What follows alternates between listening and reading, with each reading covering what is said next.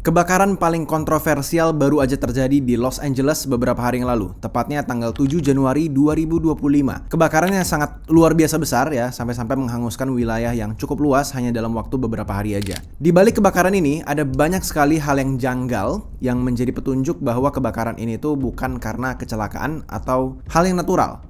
Bahkan dipercaya ya, kalau ada beberapa kelompok tertentu yang tahu ini akan terjadi, tapi memilih untuk diam dengan alasan keuntungan ekonomi dan akuisisi tanah. Sampai sekarang, pihak official itu benar-benar bisa yakin 100% apa penyebab kebakarannya.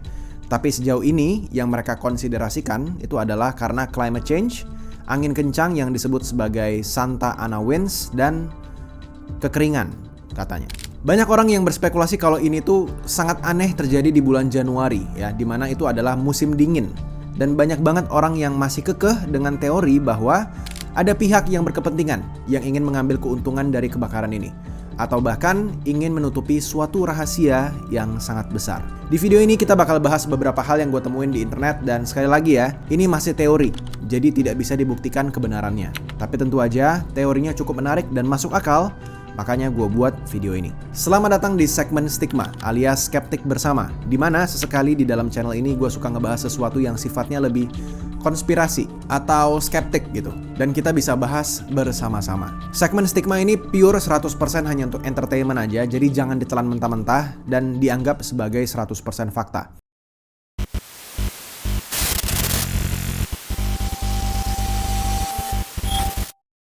Bagi yang belum kenal gue, nama gue Josh Gultom, dan di YouTube channel ini gue suka ngebahas tentang konspirasi dunia, AI, kripto, dan lainnya.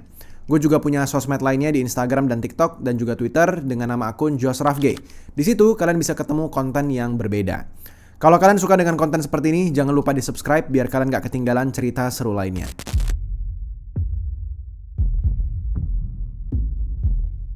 Beberapa bulan sebelum kobaran api melahap Los Angeles ya, langkah kontroversial diambil oleh sejumlah perusahaan asuransi besar, termasuk State Farm dan Allstate. Perusahaan-perusahaan ini tuh secara serentak itu mulai membatalkan atau menolak pembaruan polis rumah di wilayah-wilayah tertentu yang dinilai kata mereka terlalu beresiko. Langkah ini tuh dianggap sebagai sesuatu yang aneh atau nggak biasa ya, terutama karena daerah-daerah tersebut itu akhirnya menjadi pusat kebakaran besar yang terjadi. Andrea Martinez ya, itu adalah seorang warga Topanga Canyon ya, di salah satu area yang kebakaran itu. Dia menjadi korban ya atas keputusan dari perusahaan asuransi ini ya. Dia bilang kalau State Farm itu tiba-tiba menghentikan perlindungan untuk rumahnya dengan alasan bahwa daerah tempat tinggalnya itu terlalu rawan kebakaran katanya. Andrea juga merasa nggak dikasih pilihan gitu atau dijelaskan dengan cukup oleh pihak asuransi, dan rumahnya ya selama ini itu terdaftar dalam zona aman. Mendadak tiba-tiba dianggap sebagai lokasi yang beresiko sangat besar dan tidak bisa ditanggung oleh perusahaan asuransi. Di wilayah lain ya seperti Malibu dan juga Calabasas, ribuan keluarga mengalami nasib yang serupa juga ya. Allstate ya, salah satu perusahaan asuransi terbesar lainnya, ini juga menarik diri dari pasar asuransi rumah di California Selatan.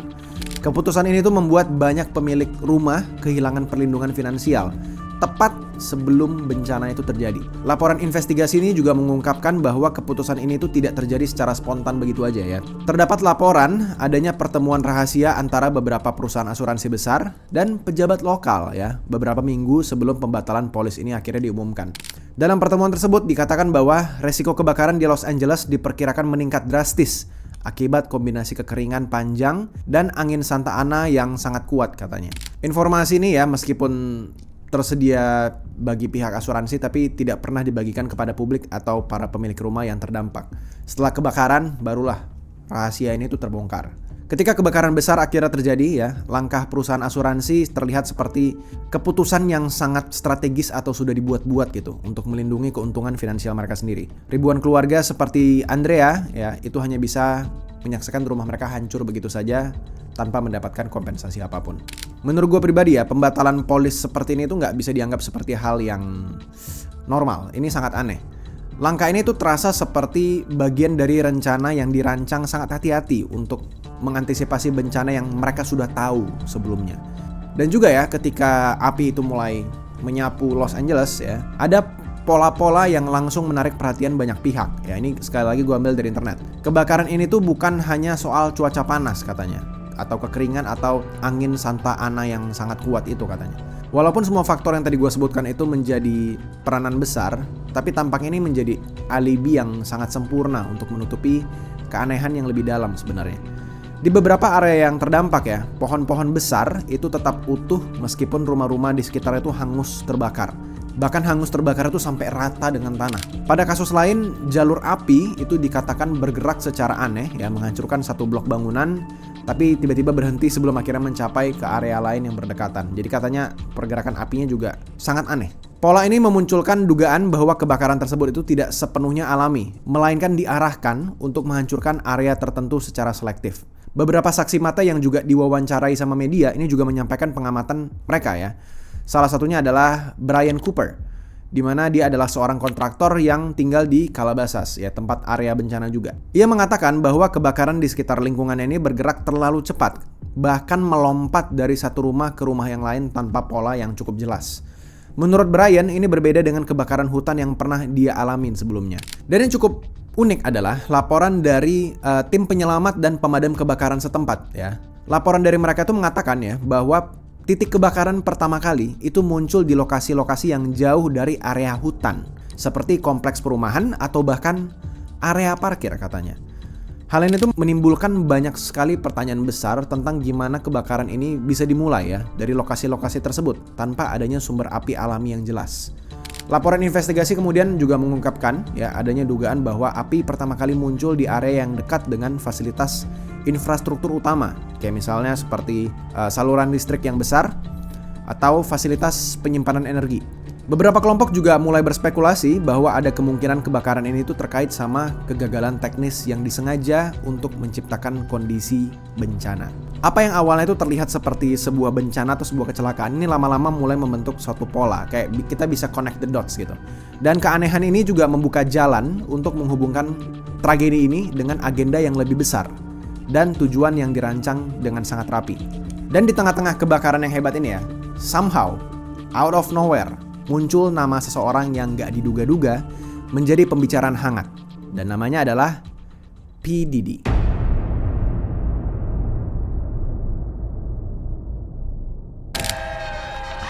Happy birthday to me. Sean Combs is a monster. I want to speak about this now because I've witnessed everything. Kalau kalian ingat ya, cerita tentang White Party ya dari Sean P. Diddy Combs ini kembali menjadi sorotan lagi setelah penangkapannya atas tuduhan yang cukup serius lah, yang kasus-kasus kemarin itu. Ada termasuk kasus perdagangan manusia, sama juga ada pemerasan, dan ya yang ada kasus-kasus lain yang gue bahkan gak bisa sebutin di sini. Kasus-kasus ini tidak hanya menggemparkan dunia hiburan, tapi juga memunculkan teori bahwa kebakaran besar di Los Angeles ini mungkin digunakan sebagai alat untuk menghancurkan bukti yang bisa memberatkan dia dalam laporan investigasinya dia. Laporan investigasi juga mengungkapkan ya bahwa beberapa properti yang diduga terkait dengan aktivitas P. Diddy ini tersebar di wilayah Los Angeles, termasuk di area Malibu dan Calabasas ya. Wilayah ini kebetulan juga menjadi salah satu pusat kebakaran yang paling parah terdampaknya. Kejadian ini tuh memunculkan sebuah spekulasi ya bahwa kebakaran tersebut itu bukan hanya tragedi alam, tetapi mungkin dimanfaatkan untuk menghapus jejak dan menghancurkan barang-barang bukti yang ada di sana. Dalam salah satu laporan yang bocor dari pengadilan ya, ini sekali lagi ini official, itu disebutkan bahwa properti-properti ini mungkin menyimpan dokumen, ada juga rekaman-rekaman atau bahkan fasilitas-fasilitas yang digunakan untuk operasi ilegal sama P. Diddy. Dan ketika kebakaran itu menghancurkan sebagian besar wilayah tersebut ya, banyak yang percaya bahwa api tersebut mengamankan ya bukti yang berpotensi merusak reputasi dan karir P. Diddy ya, walaupun sebenarnya udah rusak juga sih karirnya. Selain itu, waktu kebakaran yang berdekatan juga dengan peningkatan intensitas kasus ini itu juga terlalu mencurigakan untuk dianggap sebagai kebetulan. Beberapa properti ya dalam kasus P. Diddy itu juga mengalami kerusakan total akibat kebakaran, membuat investigasi ini jadi jauh semakin sulit. Tanpa bukti fisik ya, proses hukum itu jadi berjalan jauh lebih lambat daripada sebelumnya, dan potensi kebenaran yang terungkap itu makin lama makin kecil. Teori lainnya juga datang ya, ini sekali lagi dari internet ya gue ambil. Beberapa pihak itu menduga bahwa kebakaran ini tuh mungkin disengaja dengan menggunakan teknologi atau metode tertentu. Ya, ini tuh diperkuat gara-gara ya itu tadi yang gue bilang, apinya tuh bergerak seperti tidak natural sama sekali. Ini juga memperkuat spekulasi adanya agenda tersembunyi di balik tragedi ini. Jadi kebakarannya itu bisa aja menggunakan seperti teknologi laser yang bisa dikendalikan secara jarak jauh untuk membakar satu tempat ya. Itu sebenarnya teknologinya udah cukup lama dan memang beneran ada teknologinya. Kasus P. Diddy ini bukan sekedar skandal selebriti ya. Dengan nama yang sangat besar dan kekayaan yang cukup luar biasa banyak, ia memiliki koneksi ke banyak lingkaran yang networknya itu cukup besar, orang-orang berpengaruh gitu. Jadi kebakaran ini tuh dianggap sebagai untuk perlindungan jaringan atau kelompok besar ini yang sebenarnya mungkin gue bisa bilang seperti organisasi rahasia ini. Tapi nggak cuma itu aja teorinya guys. Jadi selain P. Diddy, ada juga yang berspekulasi bahwa ini adalah awal mula dari sebuah mega project bernama LA Smart City 2028. Ini adalah proyek yang mengubah Los Angeles menjadi kota pintar yang futuristik. Dengan fokus pada infrastruktur yang canggih seperti misalnya gedung hemat listrik, jaringan transportasi otonom, dan juga fasilitas berbasis AI. Proyek ini tuh menjanjikan transformasi yang sangat besar di wilayah Los Angeles. Cuman ya sekali lagi kalau misalnya mereka mau melakukan hal yang sangat besar seperti itu berarti kan harus ada akuisisi tanah, harus ada sesuatu yang dirombak besar-besaran. Cuman ya di balik janji itu ya Smart City itu muncul spekulasi tentang bagaimana kebakaran besar ini tuh mungkin aja sengaja dimanfaatkan untuk mempercepat proyek ini untuk berjalan. Beberapa wilayah yang paling terdampak kebakaran ya, seperti Calabasas, Malibu, dan juga Topanga Canyon, secara kebetulan itu termasuk dalam peta rencana pengembangan LA Smart City. Daerah ini yaitu sebelumnya dihuni sama ribuan warga dengan rumah pribadi atau usaha-usaha yang kecil-kecil aja. Dalam kondisi normal ya, sebelum ada kebakaran, itu pembebasan lahan di area ini tuh membutuhkan waktu sekitar bertahun-tahun lah. Menghadapi proses hukum yang sangat panjang dan juga protes dari masyarakat lokal. Ya, cuman kebakaran besar yang bikin wilayah ini hancur secara mendadak membuat lahan tersebut itu tiba-tiba tersedia secara instan untuk pengembangan. Sebaliknya ya, beberapa wilayah komersial utama seperti misalnya Westfield, Topanga, and The Village, Calabasas Commons, dan properti milik pengembangan besar seperti The Caruso Group itu tidak tersentuh sama sekali oleh kebakaran. Meskipun mereka tuh berada di sekitar area yang terbakar. Properti ini tuh dikenal sebagai pusat perbelanjaan dan hiburan yang bernilai itu miliaran dolar, yang memiliki hubungan dengan berbagai pengembang yang sangat berpengaruh di Los Angeles. Fakta ya bahwa properti ini tuh tetap utuh, itu memunculkan spekulasi bahwa kebakaran mungkin diarahkan untuk menghindari kerugian besar bagi para pemain besar di industri properti. Laporan investigasi ini juga cukup aneh, di mana mereka itu menemukan adanya perubahan kebijakan zonasi di wilayah terdampak kebakaran ya. Properti yang sebelumnya hanya diizinkan untuk perumahan sekarang bisa digunakan untuk pengembangan gedung komersial, pusat teknologi, dan fasilitas infrastruktur yang baru. Salah satu contohnya adalah perubahan izin di area Agoura Hills, yang sekarang itu memungkinkan pengembangan hub transportasi berbasis teknologi untuk mendukung jaringan transportasi pintar di bawah proyek Smart City tadi ini. Dugaan keterlibatan pengembang besar ya semakin kuat lagi dengan adanya laporan bahwa perusahaan seperti Related Companies dan Brookfield Properties, di mana ini adalah dua pengembang yang sangat besar ya beroperasi di wilayah Los Angeles, ini telah mengajukan proposal untuk pembangunan fasilitas baru di lahan-lahan yang terdampak kebakaran. Proposal ini diajukan hanya beberapa hari setelah kebakaran terjadi. Ya, ini menunjukkan bahwa mereka itu sudah punya rencana yang disiapkan tuh jauh lebih lama. Sebelum kita lanjut, gue mau kasih tahu dulu ya, konten Stigma ini itu disponsori oleh channel YouTube bernama Field of Rhythms. Sebuah channel YouTube internasional yang upload lagu-lagu background music berdurasi lebih dari 2 jam. Bisa kalian dengerin ketika kalian lagi belajar, untuk kerja, lagi mau fokus, atau untuk tidur. Lagu-lagunya tuh relaxing banget dan nyaman banget buat didengar berjam-jam. Contoh lagunya seperti ini.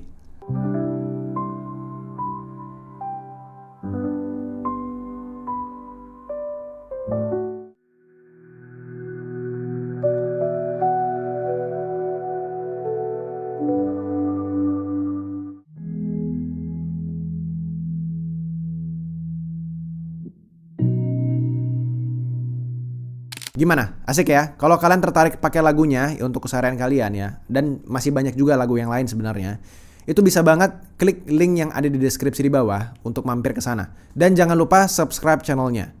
Channel Field of Rhythms ini juga sebenarnya jatuhnya ya bekerja sama dengan gue pribadi. Jadi dukungan kalian kepada channel itu juga sangat berarti ke gue. Kalau kalian mau request mood lagu ya, misalnya seperti POV sedang tidur di dalam mobil pas lagi hujan, atau misalnya POV sedang belajar di dunia film animasi tertentu misalnya gitu. Boleh banget langsung aja komen di channel salah satu video di sana. Sekali lagi linknya ada di deskripsi di bawah. Cek aja channelnya nanti setelah nonton video ini. Kita lanjut ke videonya. Los Angeles ya, kota yang penuh dengan kemewahan dan misteri itu, menyimpan rahasia di bawah permukaannya juga sebenarnya. Jadi nggak cuman di atas tanahnya doang. Jaringan terowongan yang membentang di bawah kota ini itu telah lama menjadi bahan pembicaraan sebenarnya.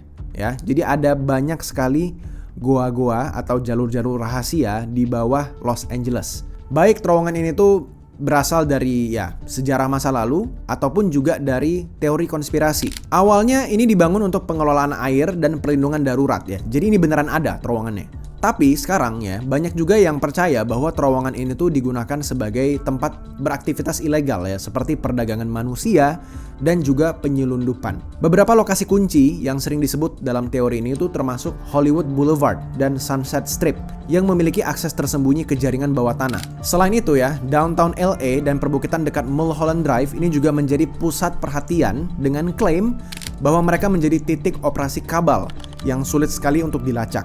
Kebakaran besar yang melanda Los Angeles ini dianggap sebagai cara untuk menutupi akses ke terowongan-terowongan ini. Jadi semuanya tuh hilang tiba-tiba. Beberapa area yang terbakar seperti Topanga Canyon dan juga Calabasas ini juga diduga memiliki hubungan langsung dengan jaringan ini. Ya, ketika kebakaran ini menghancurkan area tersebut dan akses menuju terowongan itu tertutup oleh puing-puing, membuatnya hampir mustahil untuk diakses. Laporan independen ini juga menyebutkan adanya aktivitas-aktivitas mencurigakan sebelum kebakaran ya. Seperti misalnya truk-truk besar yang terlihat di lokasi-lokasi tertentu. Aktivitas ini tuh memunculkan spekulasi bahwa sesuatu sedang dipindahkan dari terowongan sebelum kebakaran menyapu lokasi tersebut. Selain itu, kebakaran yang terlihat sangat intens di area-area ini itu memperkuat kecurigaan bahwa adanya elemen kesengajaan untuk memastikan pintu masuk tertutup sepenuhnya. Area seperti perbukitan Hollywood itu menjadi fokus di mana beberapa properti besar itu terbakar habis tanpa sisa, benar-benar rata sama tanah. Tapi tentu aja guys ya, semua yang gue ceritain ini tuh nggak ada bukti konkretnya sama sekali. Cuman berdasarkan spekulasi dan apa yang ditemukan di lokasi. Ini cuman spekulasi masyarakat aja yang mencoba untuk connect the dots, ya menghubungkan semuanya. Walaupun ini cuman spekulasi, tapi ini bukan tanpa dasar. Dan menurut gue pribadi, apabila ya ada 1-2 informasi yang gue dapatkan dari internet ini ternyata benar, besar kemungkinan kalau kebakaran ini tuh bukan sebuah kecelakaan. Hal yang paling menarik menurut gue atau yang paling kuat buktinya itu yang tadi gue ceritain di awal, yaitu tentang beberapa perusahaan asuransi ya. Beberapa waktu sebelum terjadi kebakaran itu tiba-tiba mencabut polis mereka dari wilayah tersebut. Seolah-olah mereka tahu akan ada hal buruk yang terjadi di area itu. Kalau itu benar, berarti ada kelompok orang yang sangat jahat yang tahu hal ini akan terjadi, tapi mereka cuma diam aja.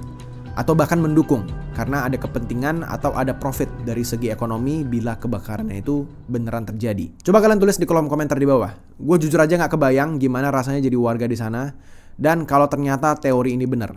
Tapi kalau ini teorinya benar tuh, itu gila banget sih menurut gue. Kalau kalian tertarik nonton stigma yang lainnya, yang lebih seru, yang sangat mendalam, ini ada playlistnya ya. Di dalamnya tuh ada ngomongin tentang piramid di Antartika, kiamat yang akan terjadi, sama satelit aneh yang muterin bumi selama ini. Dan masih banyak lagi. Atau kalian juga bisa nonton video yang lainnya di sebelah sini. Oke, itu aja. See you guys in another video. Bye-bye.